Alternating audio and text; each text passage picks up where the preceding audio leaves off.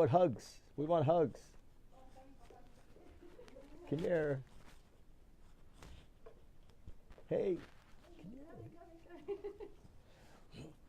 Oh, that's better. All right. Now we have the buttons. Where did they go? Uh, we've been having some fun with trying to get our video up and running. Yes. And there's, hey, Lucas. Hey, buddy. You're here. This is for you. We've got a whole thing about awakening. I know. And then I got a hug. Thank you. I did. Thanks. I'm so glad you've come to help out. Yes, you said we need hands. Thank you. So we're back, and it's been interesting because we've been trying to get ourselves set up so that we can do a video and have somebody join us, and now Kyle, who's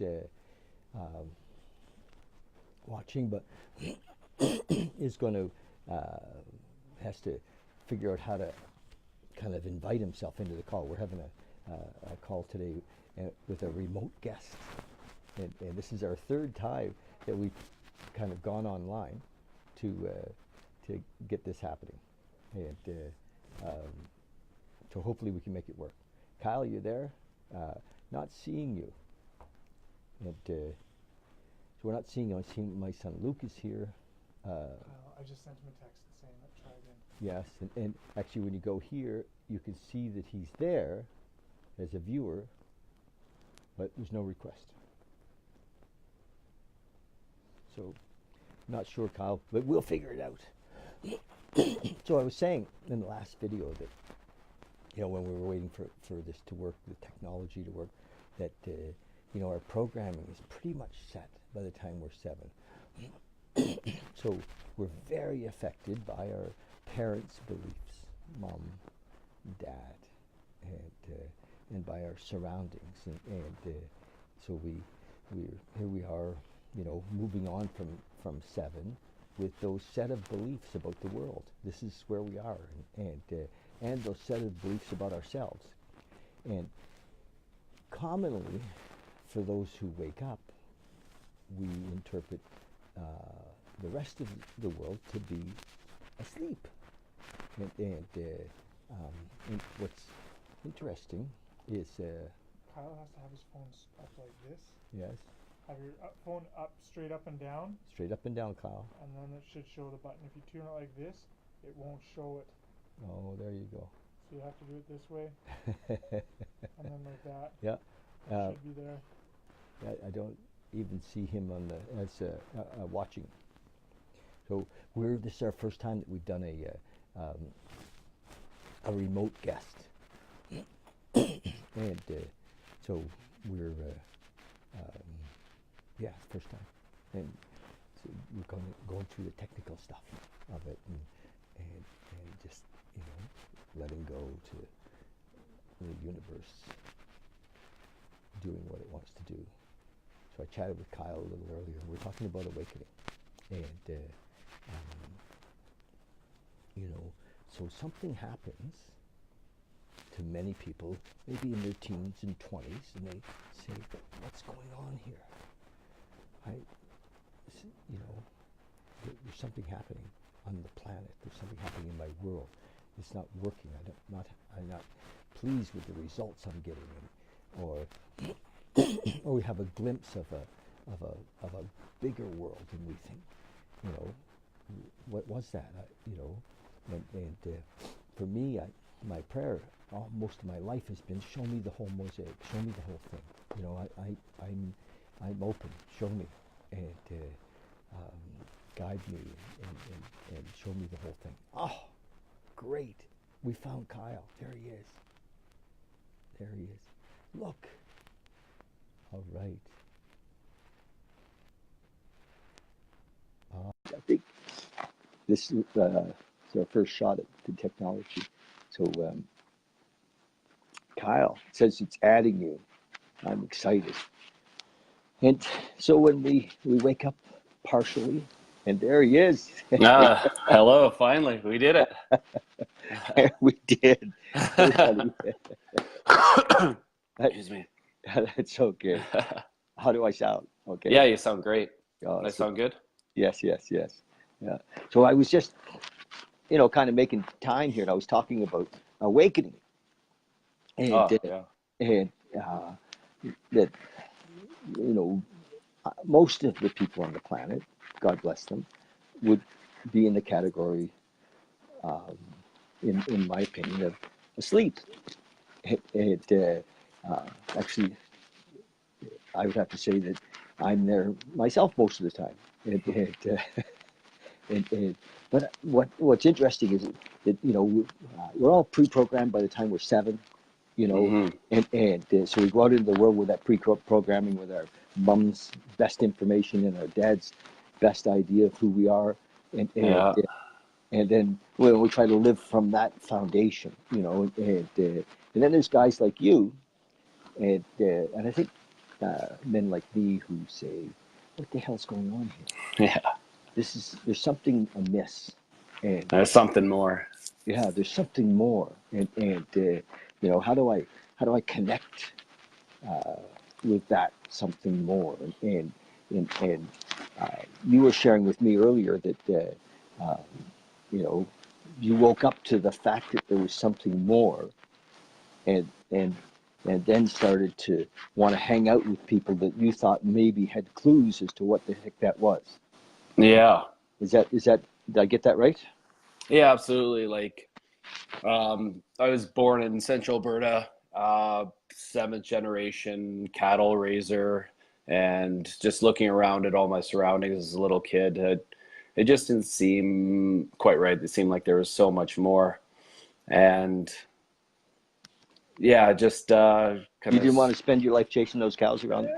and that's all good. I think we all have our ways, but it just something drew me into searching for more. That question, even as a child, like, who am I and why am I here, Yes. was right there from the bat. And yeah, it's just I don't know where I'm going with this, but yeah, you definitely get those programmings at the start that sets us up for how we're going to see this existence, and then Well, even search how from there.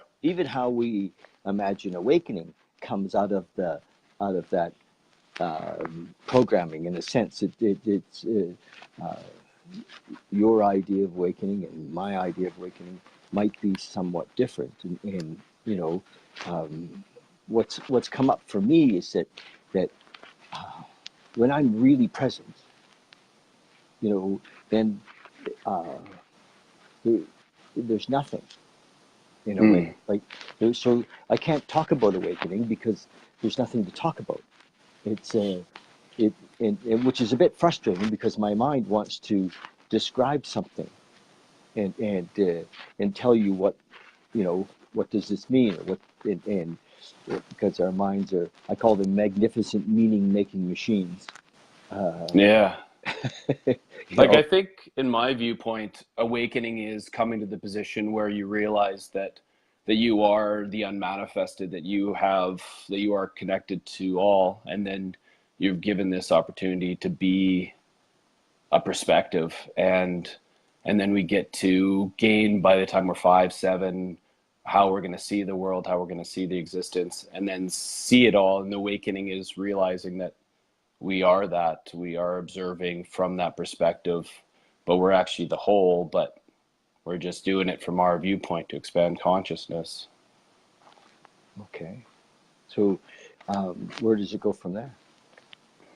Infinity. Forever. Infinities of infinities. No kidding. So it in a sense, I mean, here's where I have difficulty, you know, um, on the practical side. So there's this what you just described, and um, then there's the paying the rent, Mm. uh, Yeah. um, being in relationship, um, you know, being a dad, Mm-hmm. uh, you know, and so we're here in this game, the game of life, Yeah. we're here in this in this, yeah, in this reality, in this dimension, and so it's a somehow, for me, there's a level of consciousness that I think I'm still looking for around around functioning in this reality. Do you know what I mean? Yeah, like how does it all kind of play out, and how does it work with being a human? Yes. Yeah, and I'd say I'm still struggling with that too, of how do you pay your bills while you be the infinite? Um, Yeah. I was hoping you were going to be able to tell me. but I think that's the game. Like if you're conscious, say you're infinite, and say your consciousness, and say you were a dog, then you'd be a dog, and you'd bark and chase sticks and run and play. And if you're a human, then you Good play the dog. game of human. Yes. Yeah. So I think we we play the game of being a human. We pay our bills. We love our loved ones. We be good to everyone else that is ourselves, and we just keep, I don't know, be both. Like what was it? Osho talks about being Zorba the Buddha, which I always attach to, and like how you can be the Buddha attached to knowledge that you're the infinite, that you're all, and then Zorba the Greek, where you're drinking and enjoying and being a human, and then you do both. So Right. yeah. I love Osho. I've read, tons of Osho in my life, and Yeah. yeah, he's Osho is one of the few, although he never wrote all his books were from his talks, but I could read his books and just laugh. Mm-hmm. Yeah, it can turn things that are pretty heavy pretty light. Oh my gosh, but Osho used to, I can't remember what book I've read where he spent his whole books, like a whole chapter saying, this is the way. And he would describe the way in great detail. And my mind would be, yes, yes, yes, yes. And then he'd say, haha, I gotcha. Yeah. That isn't the way. This is the way. And then he'd do it again, which really is in many ways. Yeah. Like I've been thinking a lot about how if we are creator, then, and we're emulating the creator, then however we imagine, we have the possibility to create that existence. So we the infinite amount of thoughts that we can have is the infinite amount of realities that we can create. Wow. So do you ever get stuck in fear? I used to quite a bit. I'm really easing off on that. Um, I think just, I think that there's what I heard a little while ago, that faith is understanding that it all will turn out, that it all is. And even like listening to Ram Dass and talking about his guru, Maharaji, I believe, where kept saying to him, don't you see it's all perfect? It's all perfect. And I run that through my head whenever I start to like get stressed or worried, that nah, it's all perfect. It's all working out exactly as it should. Nice, nice. So it doesn't come up. For me, when it comes, when I have, I wake up sometimes in the morning and I'm like, holy shit, who do you think you are? And so for me, I pray actually, and even though my, for my mind needs a concept of God, if you will, Hmm. So with that idea, um, I I can, actually, maybe it's only what moves the fear may just be humility, you know, and the humility to ask for guidance, the humility to say, show me, uh, or the humility to say, take away this fear. And I've often thought that humility is a beautiful tool in knowing that I don't know, Hmm. and um, so and I like what you're saying about Ram Dass's teacher. Was it the Maharishi or No, Maharaji, I think they called him. I forget his actual Yeah, name, but I like what you're saying, because really, here I am in my 60s, and living full on, as deeply as I can. I have this thing I've said for years that, I want to finish up all used up. I want to get into the finish line, and, be, and be done that way. So I expect to be uh, fully engaged, uh, but here I am in my 60s, still learning, still being, I guess, open to to new teachings and new ways of seeing the world. And hmm I'm pretty excited about it. I have two. You don't really know what we're doing, do you? Like, I haven't even. This is like, I don't even know how did we come together? a good friend, uh, yeah, recommended Is you. it Patrick? Yeah, Patrick with his Sheep Creek Yoga and the amazing stuff that he's doing. Okay. Um, yeah, I think that's the link there. Yeah, yeah. Patrick said, and then actually Patrick gave your information to James, who helps put these together. So what we're doing, we have a thing we call Project Awakening, and the thing that seems to have shifted for me. I spent my 20s, 30s, and 40s, some of my 50s, kind of chasing teachers. I mean, I went to India to be with the Dalai Lama. I spent 14 years with this guy who had been many, many, many, many years with Osho, and his name was Paul, and Paul was like one of the most awakened individuals. So every time I could go spend time with him, whether it was in Germany or Mexico or California at Harbin, I would go, and because I kept thinking there was something for me to learn or get. Mm.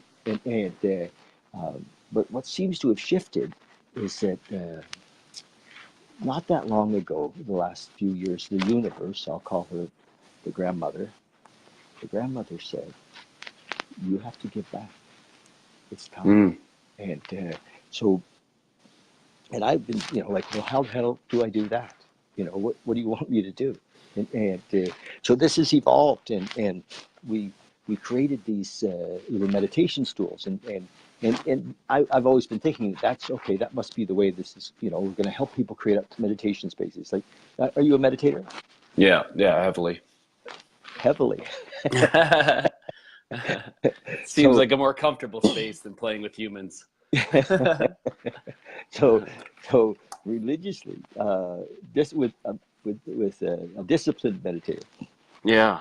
Awesome. So you get that meditating has a can help us to wake up. hmm Would, would, Yeah. would that be a safe thing to say that Yeah, I in my meditation journey, I definitely have used it as a waking tool. And it is such an amazing tool, but I also find that life is such an amazing awakening tool. Like, kind of like we're constantly given these breadcrumbs of enlightenment, and it's if we're listening or not. I yeah, found that looking back after what I've explored for meditation, that life was actually a meditation in practice. I had a lot of injuries that stopped me and shut down my current ego. I had a massive knee surgery that eliminated my aspect of being a hockey player anymore. And so then I had to refine myself. And I found that that was very hard and painful. Like, who am I now? How do I dress? How do I think? How do I talk? so And then shift of identity. yeah, a shift Totally. of identity. And then Yes. I destroyed my other knee in snowboarding. And then because I gained another ego, another identity, and then I Yes. had to be someone else. And then I recreated myself again. But once that ego snuck back in again, as this is me, this is how I dress, this is who I am. And then I had another major injury and had to have a total hip replacement. Stop it. And so I don't listen very well to those subtle little You're cues. stubborn. Yeah. And so then I really stripped down another layer of who I am and what I'm supposed to be. But now I find almost like I'm almost gaining aspects of my identity back in a different viewpoint now, almost like layers of an onion, but of learning these lessons. But now I want to be that flower, that tree, or whatever, and express it, but with no attachment to the outcome. So, should you be sitting in a cave with no clothes or some garbs just to keep you, that's cool, that's good. But also, you could dress as the flower that you are and be you, but know that you're not you. But then be you, like Yes. express this amazing aspect of yourself and this existence and this Yeah. opportunity. Yeah. I get it. Does that make sense? Oh, totally. Yes. As a kid, I was, you know, the what was it? The drug dealer, and the Harley guy. You know, and then I had to let that go. So yes, Uh-huh. and then for years I had a tile business. I was the tile guy. Yeah. Yeah. Then I became the Bali guy. You know, Uh-huh. Now I hope I'm becoming the awakening guy. But the trick is without attachment. Yeah. Is to just like,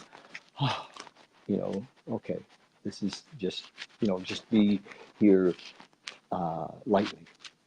Mm-hmm. Paul used to say, just lightly, and set preferences as opposed to, feverish, Yeah.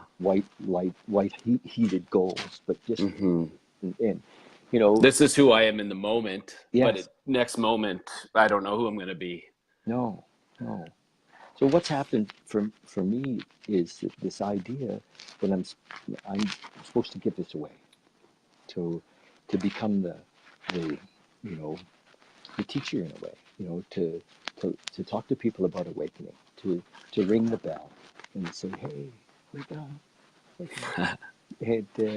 And I think that, like we're doing a meditation group here on Monday nights, and we're going to do a lot of stuff in this space to where people can come and focus on not their current problems, if you will, but how do we evolve into a higher state? Mm-hmm. If it's a state of unconditional love, or beyond that, peace. We talked earlier about David Hawkins and his scale. Yeah. Where's my book? This is the book. You've got to get this book. This is Hawkins. Letting go. Letting go. I'll put that on my list. Yeah, it's like, Yeah. and it's on Audible as well. But like, he did such a great job of, because my mind kind of wants to understand things a bit. Mm-hmm. And so, and maybe I'm just slower than some folks. Maybe I just, I look at it and I think, why does it take me so long to get things? But, so with Hawkins' book, I'm probably 8 or 10 times through that book. Mm-hmm. But then again, can I tell you a quick story? Yeah, absolutely. I was years ago, like 4, 5, 6 years ago. I'm in Fernie with my son, Regan, and I don't know, bitching about something, and because he's like my buddy, right? And he said, Dad, I think you should read Eckhart Tolle's A New Earth again. And I got, a little defensive. He's my son, right? And I just, well, how many times you read it? And he stopped. He thought. He said, well, I probably only read it 3 times, but I've listened to it on Audible about 4 or 5 times. And so he's saying 7 or 8 times that he's been through that book. And some of the great teachings are in writing now, right? We don't have to go, like you've been fortunate enough to go and be with some great teachers Mm-hmm. a few years. But some of the great stuff it's in book. It's in, Yeah. Bring it right to our living room. Yes, in the car. Yeah. So anyway, I'm blessed that I have, 3 kids that are on a spiritual path and are my teachers on a regular basis. I see you have did you have a baby recently? Yeah. She'll turn 2 in April, Veda, and she's been such an amazing teacher too, as you know. Yeah. Children just throw all your belief systems and emotions and everything, your limiting beliefs into a blender, and they all come up. Veda. Yeah, Wow. That's a great name. yeah. I can you tell us what that means? Veda is in Sanskrit, a Sanskrit word, and then means wisdom. As Sanskrit, there's typically a lot of different definitions for one word. English can't quite define them, but wisdom, the word. Nice. And then, we've just been so blessed with being connected to yoga and the Ayurveda, the spirit science to yoga, the eating aspect, and I don't know, it just came up as a name, and Nice. yeah, it suits Love- her Yeah. heavily. Awesome. So you and your wife have a yoga studio. Yeah, Canmore Hot Yoga, where we have hot yoga, all varieties, aerial, and then I teach a guided meditation yoga nidra once a week there. Mm-hmm. So that's like a 1 hour meditation. Yeah, it's 1 hour session. Uh-huh. Yeah. And you talk the whole time? Yeah. Yeah, usually I start off with sometimes with a little blurb, and then dive into a bit of movement or qigong, and then go into half an hour to 45 minutes of the yoga nidra. So they're laying right out like in a dead man's pose? Yeah, trying to get that little cocoon, the sleeping bag, the pillow, the bolster under the knees, and get to that hypnagogic state, just above asleep, where you can start to access some pretty cool spots of your subconscious mind, and move into alpha theta brainwave state, and just like going to the gym, increase that ability to hang out in that space longer and longer, and you can, it's pretty cool when you can have that brain state going more often, and even into your waking state. Quite a responsibility for you to enter that space with all these people. Like they're really opening the door. Mm-hmm. Yeah, I bow to the people that come. They're my heroes. Wow, good for you. I need to do that. I haven't done that. Yeah, I learned from Tennis Fishman in Calgary, and anything that she does is phenomenal. We love tennis. Mm-hmm. Yeah. I think we interviewed tennis. Oh yeah. She's a beautiful person. Yeah, nice. We've actually interviewed some great people, and I looked at friends we have in common on Facebook. I've interviewed a bunch of your friends, which is we birds of a feather, eh? They flock together. yeah. So what's next? I hear there's I saw on your Facebook page that there's an event coming up in Canmore, Banff this weekend, or It got delayed. The Banff Wellness Festival, Banff Wellness Retreat. I'm not sure on the current dates now on that. okay. If it comes together, it'll be absolutely amazing. But that's not happening anymore as far as I know. But personally, I'm just continuing on with Yoga Nidra, expanding that.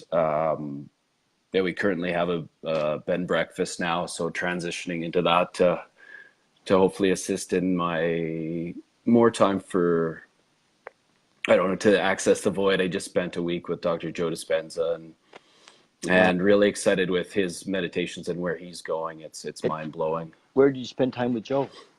It was in Vancouver. It was a week-long retreat there. He does them all over the world, about one per month, but it was just so amazing, the aspect of fitting epigenetics, quantum physics, neurology, meditation, just everything together, and seeing the world instead of, well, it seems like we're at a tipping point, and you'll probably relate with this. It seems like up to this point, we've pretty much been on Newtonian physics, and those are the rules of the predictable. And we're diving into and shifting into quantum physics reality, where, as you probably know, in quantum physics, when you observe subatomic particles, they are affected by the observer.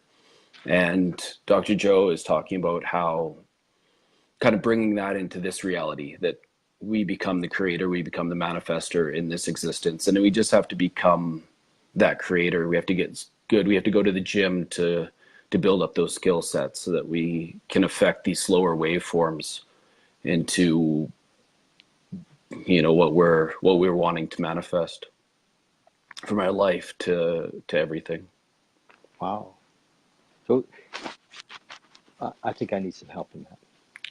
Yeah, I think we all do. Honestly. So any books you recommend? His latest book, Becoming Supernatural, is a very good read. It's got a nice mix between testimonials of what's happening currently. He's kind of, every book is built up to this book. So if there's a certain chapter that you were needing more information in, you can go back and buy a previous book. But it's a good starting point. It's actually the newest one. And Good. We're going to post that on a link here. oh, okay. Yeah, any books that you suggest, we'll post. Yeah. Are you a Bhagavad Gita fan? Yeah, I've probably gone through that book probably, I don't know, 40 times on audiobooks and 10 times physically reading it. So Mitchell translation? Yeah, that one. Yeah. I also like, is it Howley? Jack Howley, I think, for A Walkthrough for Westerners. Mm-hmm. It's kind of a really nice interpretation. Yeah, I also I love that book. I have it on Audible, and it's like a go-to anywhere in the book.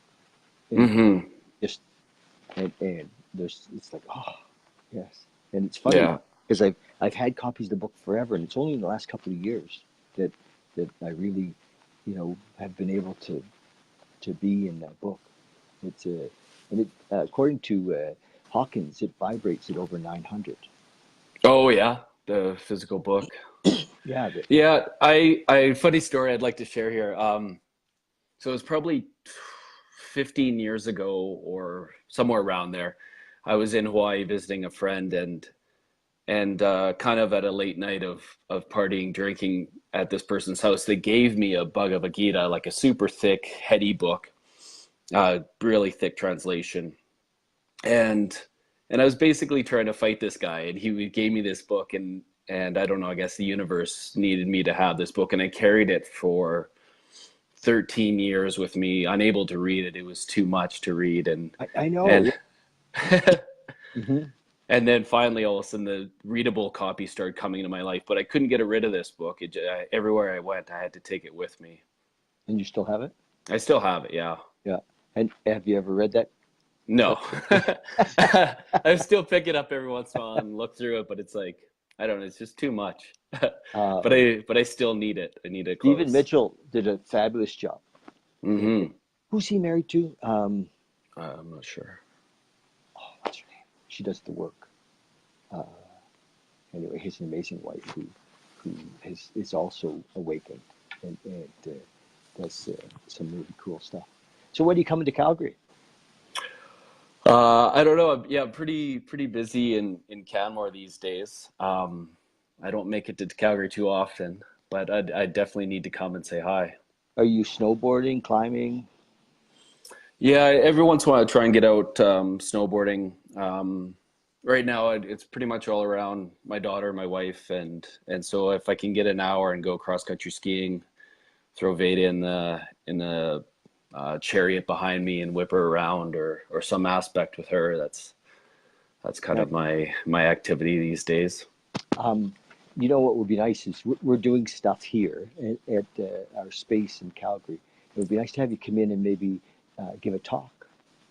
Yeah, I'd love that. Yeah, have you ever done that? Would you like to? I mean, I believe that the more time we spend helping others to perceive or to awaken, that the gift of awakening comes to us. I mean, we were lifted up on in a way on their awakening, and that it's almost conditional that we give this away. Yeah. Do you know what I mean? It's like we can't keep it if we don't give it away. Yeah, if you're vibrating in hoarding mentality or collecting, then that's you got to move to abundance to be abundance. Yeah. Be love to get love. Yeah. Yeah. So while we were talking, because I think you have a perspective that would be, especially for a lot of younger people. I mean, I'm kind of like the old guy, and people come, and I get to be the mentor or the elder in a way. But you've done this work, and I think a lot of young people would love to hear uh, your version of what this awakening look like. What is the process? What is the how do we because a lot of times we're in the how to, Mm-hmm. to know some of the how tos of waking up. And I always thought it was some mystical thing. I really did. Mm-hmm. I always thought, I was chasing some mystical uh, out of body thing, and as I become, you know, I've more realized uh, who we are. I realize that it's actually really simple. It's not, I can complicate it, but it's really simple. The fact is that most of what I've been taught was not true, or Mm-hmm. or doesn't isn't even relevant. It doesn't matter, to let Yeah. of those ideas, and I can't actually let go of the ideas if I focus on the ideas. I can only let go if I focus on love, or if I focus on in my meditation on being present. You know, I can't uh, let go of fear or anger or judgment by focusing on fear, anger, and judgment. Yeah. It, Just get more of it. I just get more of it, yeah, Yeah. or end up beating myself up uh, for you know. So it doesn't. The solution doesn't seem to be in that area. It's more in if I'm feeling love and joy and in each moment, and then it doesn't really matter what's going on the practical side in a way, and yeah, that's my thought on it. But, so love to have you come in and share uh, some of your thoughts on it. Would you like that? Yeah. Yeah, I would. I'm honored by that request in that comment. Yeah. Well, hopefully that scares the heck out of you a little bit. Yeah, it does a little bit. But I think I think you hit that nail on the head exactly. Like we're all experiencing this in our own way, and then when we share it from our perspective. Like I read Ram Dass' book, The Path to God, where he created a course teaching the Bhagavad Gita to, I can't remember where he was teaching it, but it was just his perspective. He wasn't sure how he was going to teach it because there were so many other people that have taught it and studied it greater and better than him. And then he was told, well, you just teach it your way. Yeah. And then there's people waiting to attach to your way, your viewpoint to a system. Because everything that we're studying, looking at, researching is all saying the same thing, Hmm. just in a different version. Yeah. Wake up. Mm-hmm. Wake up, wake up. Yeah. Hello. And sometimes I've had experiences here where awakening experiences, and I'm like, how could I have forgotten? Mm. You know, and it's a that how could I have forgotten it? Because it really is seductive. The trance is very Mm-hmm. like uh, you know Yeah, we have some amazingly addictive chemicals rushing through our body to be a human, to reproduce, to stay alive. And they're pretty strong and pretty powerful. And it's pretty hard to get past that and move to the second level of being our soul, our consciousness, our self. hmm nice Chocolate's good. chocolate or vanilla. Yeah. Good for you. Well, I hope I get to meet you and you'd come to town and we'll organize something soon. It would be nice to have you come and meet and speak here. Um, do you know we have an event here this Thursday night? Amy Thiessen is coming to play. Do you know Amy? Oh, yeah, she's a beautiful person too. So, yeah, it sounds so good too. Hmm. The music's amazing. She's going to speak I'm sure share story and share her perspective on life and awakening and sing. So there'll be some kirtan call and response, and Mm. we're really looking forward to that. And then we're going to do on Sundays. We're going to have ecstatic dance at the store here in our. We're creating an event space, so every Sunday morning coming up soon. I think we start the 10th of March. We're going to have a sacred circle so people can share without uh, without feedback. Like I don't have therapy. No, it's not a process event, but sacred circle, so we can connect with each other, like-minded, and then we'll dance. Ecstatic. Have you ever done ecstatic dance? Just a little bit at the start of Trevor Yelch's breathwork stuff, Yes. but just a little bit. Yeah. Yeah. The breath work, isn't that amazing? Yeah, it is. Because I mean, I didn't realize I'm digressing a little bit. I was watching a video last night about the benefits of CBD oil. Because I've been using it for sleep, and it really helps. It's amazing. And this guy started talking. He was talking to Joe Rogan. Do you watch Joe? I've listened to a couple podcasts, a little clips here and there. And he was talking to Joe Rogan about the breath work. And I didn't realize that the breath work actually releases natural DMT. I've done tons of breath work, and I've gone into an amazing state, and I didn't know that it was the breath work releases DMT. Actually, I didn't know that. Dispenza talks about that too in the meditation. In certain process, you can create melatonin, which turns it into DMT. Wow. I thought to access DMT, we had to Consume it. Yes, from an outside source, and it's actually it's in our body. And I love the breath work. I've been I've done it. I did it the first time. The holographic, Anyway, I did it in the 90s, long time ago, and Groff was his name. The guy, his last name was Groff, and he kind of invented it because he was doing a lot of work with acid and helping people access alternate realities with LSD, and he recognized that breath work could take us to that place, rebirth it, or finding a different level. So anyway, that was a little story about DMT, which I think is a tool, and it opens up, some other possibilities, and I think it has the possibility of being an amazing tool. But we're not doing that here. We're doing dance, and then after dance on Sunday mornings, we're going to have a short meditation, 15 or 20-minute meditation, and so if it would be nice for you and your lovely wife come sometime on a Sunday morning.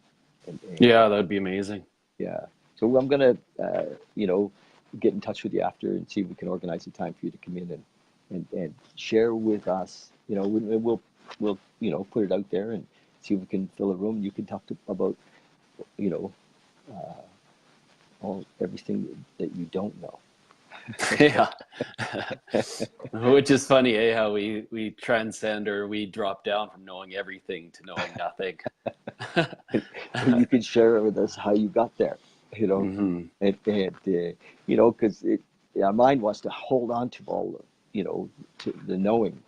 I want to tell you a quick little story. Last January, not 2 months ago, but a year ago, I went and did the 5-day training with Tony Robbins, business mastery. Okay. And I thought, that I was going to learn a lot about business, and there was some, but maybe there was a lot. But what Tony said that was the most important thing, ahead of strategy, ahead of story, was state of mind, and that's, I think, what you've been, in a way, been working on. I don't know for how long, but that creating that state of mind that allows us to make things happen here. It allows us to contribute really at a high level, and Tony's a master of that. And so it was really cool because he asked everybody, "What do you think's the most important? Strategy, everybody, or state of mind or story?" And, everybody kind of voted. Many people voted for strategy. Hmm. And because that's where the mind wants to go, right? Yeah. And because I guess with strategy we think we can control, but the real opportunities in having that state of mind of gratitude and that state of mind of love, and from that place, love being such an immense power, Hmm. we can have and be and do whatever we want. And looks like you're living that. Yeah. Yeah, it's amazing as you start accessing those frequencies, those vibrations of abundance or that feeling of love, and Hmm. we start accessing that level of that this is a hologram, and it's all vibration. So we're manifesting from the unmanifested into the manifested, from energy to matter. So those frequencies are affecting the frequencies around us, instead of having like trying to affect matter with matter, like I'm going to go, yeah, try and control all this uncontrollable. Or you can just start affecting the frequency and allow the frequency to use the infinite knowledge that there is to create around you. Do you listen to any? I'm thinking of mind.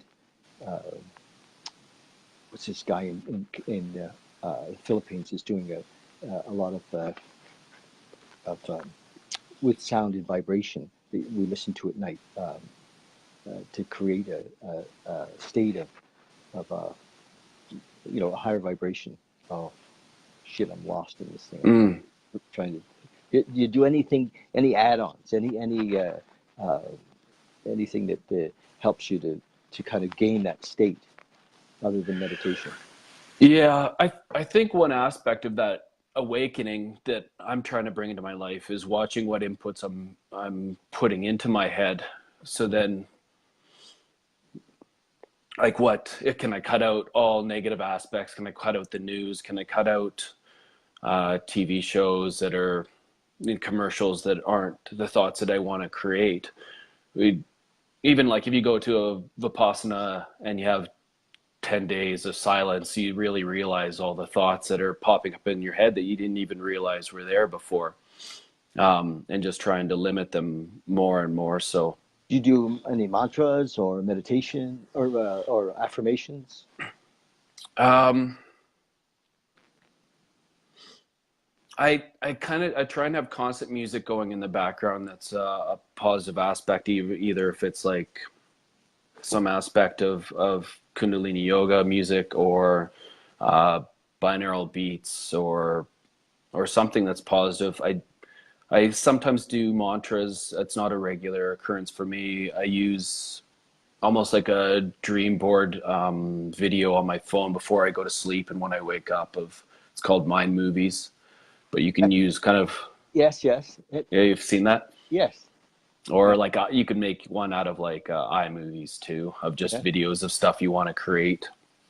Instead of reaching for your phone to look at social media, you can look at your what you want to create into your life first thing and last thing before you yeah, kind of go through those brain states that you want to optimize. yeah. Nice. What trying to think of. I think right now I'm still exploring a ton too of kind of the whole kitchen sink, almost everything and everything, as I'm trying to whittle down to more and more specific. But I think that any time that you're quiet and try and calm things down is Hmm. always nice. But I think, yeah, like I heard this one dietitian in Ayurvedic medicine. It's, everyone's always asking, what can I add? What can I add to my life? What vitamins should I take? What food should I eat? And he said the biggest and first question would be, what can you take out of your take out that you don't want? So can you take out, like, why take vitamins if you're going to be pounding back sugar all the time? Or if you can't meditate, if you don't have the time, can you take out those negative aspects? Nice. Uh, that's important. I was thinking, it's funny how I still have a bit of a sugar addiction. Yeah, me too. It's good. I'm like, you know, and I go to Cafe Vino every morning here in town and get my Americanos. And although I bring them here, and I'm a big bulletproof coffee. Hmm. David Asprey. Have you read his book? Um, the last one is called. I forget. David Asprey. You know who he is? Yeah, I haven't read his books, but I've kind of looked in little bits here and there, and Yeah. was doing bulletproof quite heavily for a while. Yeah. Well, I mix up with the right butter and the MCT oil and it's great. And I think I have to always work on this because it's so older. But the sugar part, I've really cut back. I've really cut, but it's in everything. It's in all our food, eh? Hmm. It's Yeah, it's hard to cut out. it's hard to cut out altogether. I mean, I still like ketchup. Hmm. And it's half sugar. And, Yeah, anyway. it's a good sales pitch when you're addicted to it. What? The sugar's a good sales pitch, yeah. And Yeah. it's automatically burned into your brain that you need it, into your whole body. Whole Yeah. body's craving it. Yes, and although I've been very successful at letting go of a lot of addictions, sugar still doesn't seem ready to go. But I'm aware that its day is coming. Hmm. So, But and addictions are kind of good too, because we're addicted to being human. And if you yeah. let go of that addiction, then you don't get to be human. But if you read Hawkins, he when he actually got to about 700 in his scale, Hmm. he said he literally had to make a choice whether to stay or not. You know, Hmm. do I stay or not? And he said lots of people, kind of really awaken to a point of beyond bliss, beyond, absolute peace, and into the 700s, and he said it's almost impossible to function here Hmm. in that state, and it's interesting. I think when we have children that are young, we don't have to worry about getting to that state because Yeah. because we have this attachment, and in a way, it feels like, such a beautiful attachment, and it is, right? Hmm.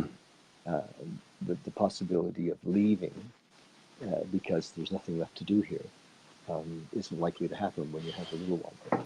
Yeah. Yeah, You you bet.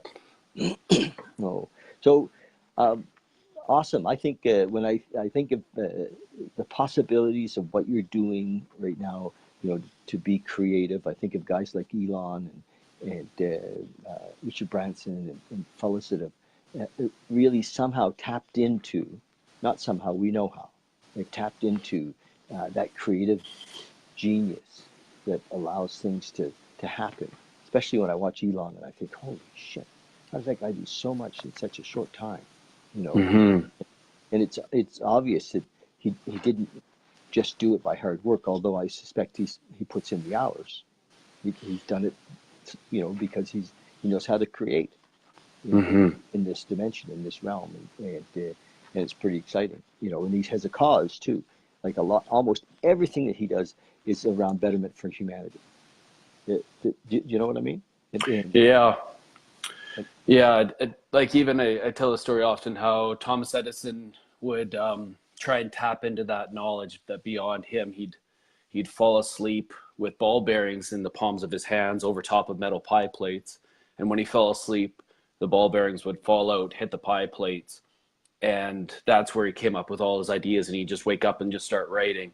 And so his 1,000+ patents, he didn't claim were his thoughts. He said that they came from beyond, basically that from beyond. Yeah. yeah, And Einstein talks about that the intelligence is from the frequency beyond, and same as Tesla. And yeah, like, which is us, hmm but we're just accessing beyond this limited yeah, physical. because we're asleep, Hmm.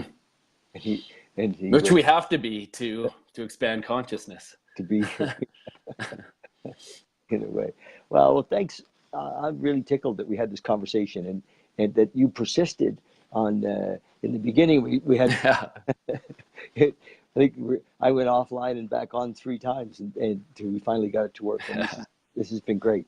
This is, Yeah, thank you so much for having me. this is our first time to do this, and love it if you maybe air this on your Facebook, or that would be awesome, and so that your friends can see what we're doing here too. I mean, we're about helping people create meditation spaces. I have this mantra, this idea that we're going to lift the vibration of the planet one meditator at a time. Mm-hmm. Beautiful. Yeah, thank you. I see a meditation space in every home, and I'm sure you have one. And I want you to come in one day and sit on one of my meditation stools. You're going to love them.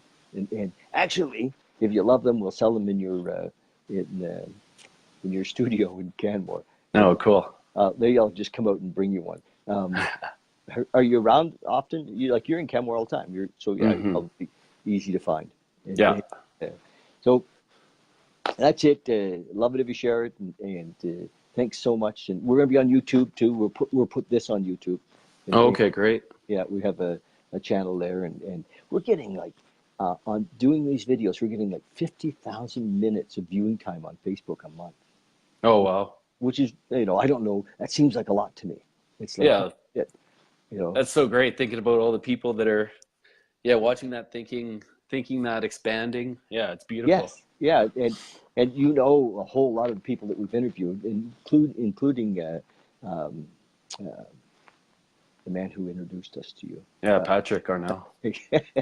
Yeah. And many more. So go back and have a look at some of those, and make some loving comments, and then they'll see them, and whatever it'd be like. Okay. So thanks so much. I really enjoyed it. Thank you. Yeah, and I'm sure we'll talk again. Okay. Cheers. I'll come say hi. Okay, please do. Yeah, bye-bye. All the best. Thank you.